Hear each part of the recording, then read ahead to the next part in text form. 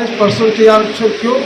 इसलिए शोषित इनकलाब पार्टी इस लड़ाई को लड़ रहा है कि 27% से 52% आरक्षण बढ़ाया जाए। दूसरा है जुडिशरी में आप सबको जान के आश्चर्य होगा कि सवर्ण समाज जो 10% है देश में, वह 98% जज बना हुआ है सुप्रीम कोर्ट और हाई कोर्ट में मोटा मोटी। नमस्कार, आप देख रहे हैं सिटी पोस्ट लाइव और मैं हूं आपके साथ हर्षिता प्रताप सिंह।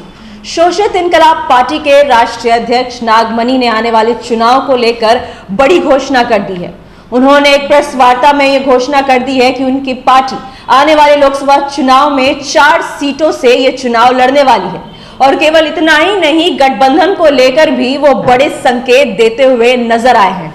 गया शहर के परिसदन भवन के सभागार में शोषित इनकलाब पार्टी के राष्ट्रीय अध्यक्ष नागमणि के नेतृत्व में एक प्रेस वार्ता का आयोजन किया गया। वहीं इस मौके पर शोषित इनकलाब पार्टी के युवा प्रदेश अध्यक्ष के रूप में राहुल रंजन दोंगी को मनोनीत किया गया। इस मौके पर राहुल रंजन दोंगी ने पार्टी के राष्ट्रीय अध्यक्ष नागमणि को पुष्पगुच्छ देकर एवं माला पहनाकर स्वागत किया।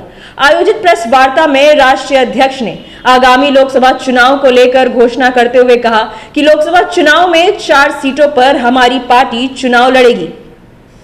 वहीं उन्होंने बताया कि औरंगाबाद, काराकाट, चतरा और उजियारपुर से पार्टी अपना उम्मीदवार को मैदान में उतारेगी। वहीं उन्होंने गठबंधन को लेकर कहा कि गठबंधन का दौर है और शोषित इनकलाब पार्टी भीड़ से झुका नहीं है।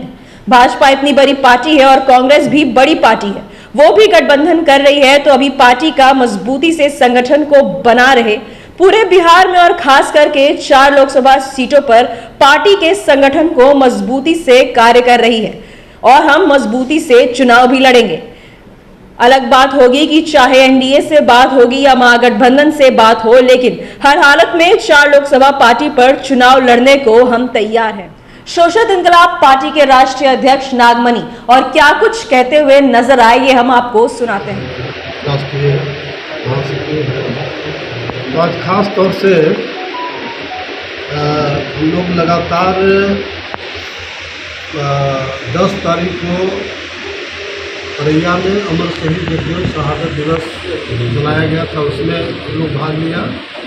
कल खिजरसराय में अमर शहीद जगदेव शहादत दिवस मनाया गया और आज अभी गुरुवार में है और कल औरंगाबाद जिले के पैमाने पर शहीद जगदेव शहादत दिवस मनाया गया।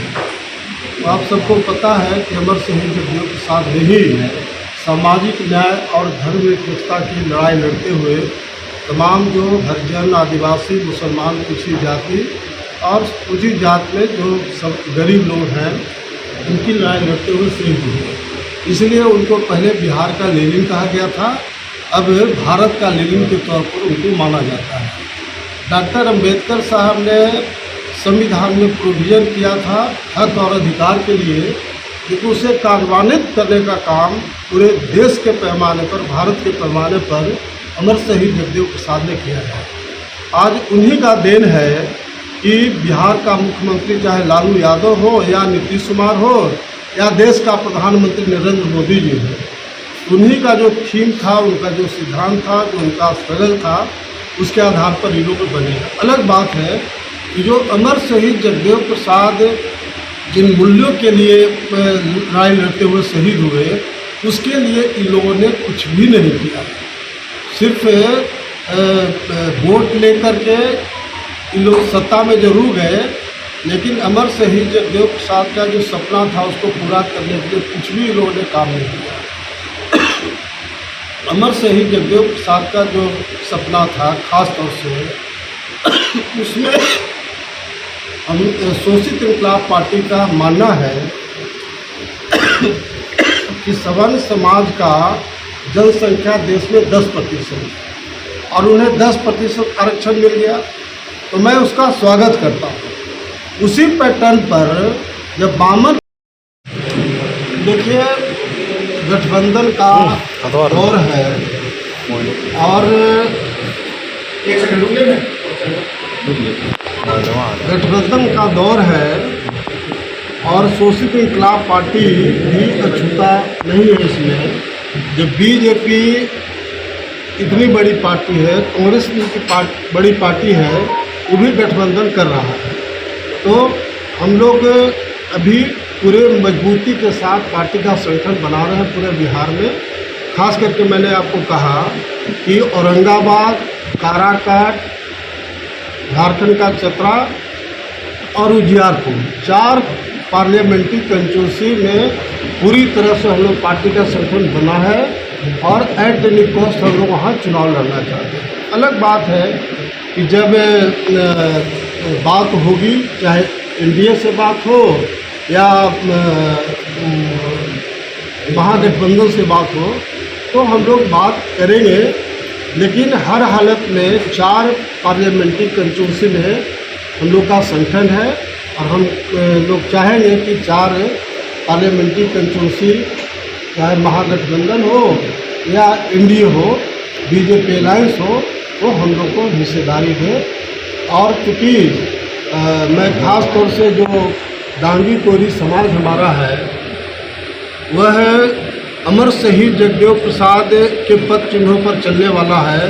यो तो तमाम बैकवर्ड दलित मुसलमानों को एक मसीहा के रूप में मानता है और इसीलिए हमने बिहार में जो M22 समीकरण था बिल्कुल ध्वस्त हो चुका है और हमने MK समीकरण बनाया है।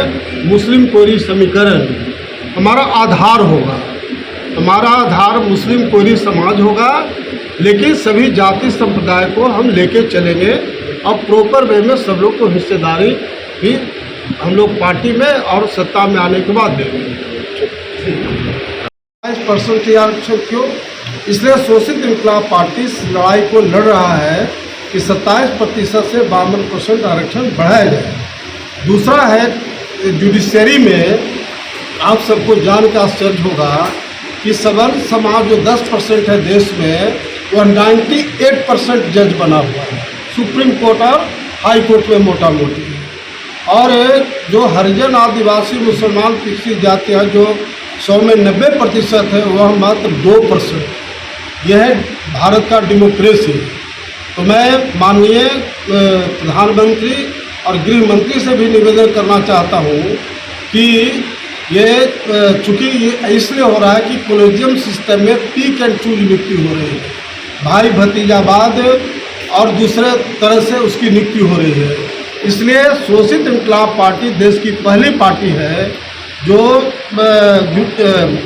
कॉलेजियम सिस्टम को समाप्त करके जुडिशरी सर्विस कमीशन बनाया जाए, ताकि प्रॉपर वे में जो रिजर्वेशन लागू होगा, जो आदिवासी है, दलित है, पिछड़ी जात है, मुसलमान है, उन लोग को भी जज बनने का मौका मिले, क्योंकि जज का फैसला एक तरह से भगवान का फैसला है।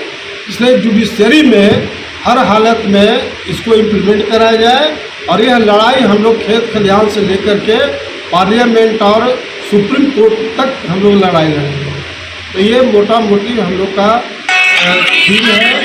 एक बात ज़रूर आप सब लोग को कहना चाहते हैं कि शोषित इंकलाब पार्टी हर हालत में औरंगाबाद, काराकाट, चतरा और उजियारपुर 4 पार्लियामेंट्री कंस्टिट्यूंसी में हम लोग मेहनत कर रहे हैं खास तौर से, और ये चारों जगह पर हम लोग चुनाव लड़ेंगे।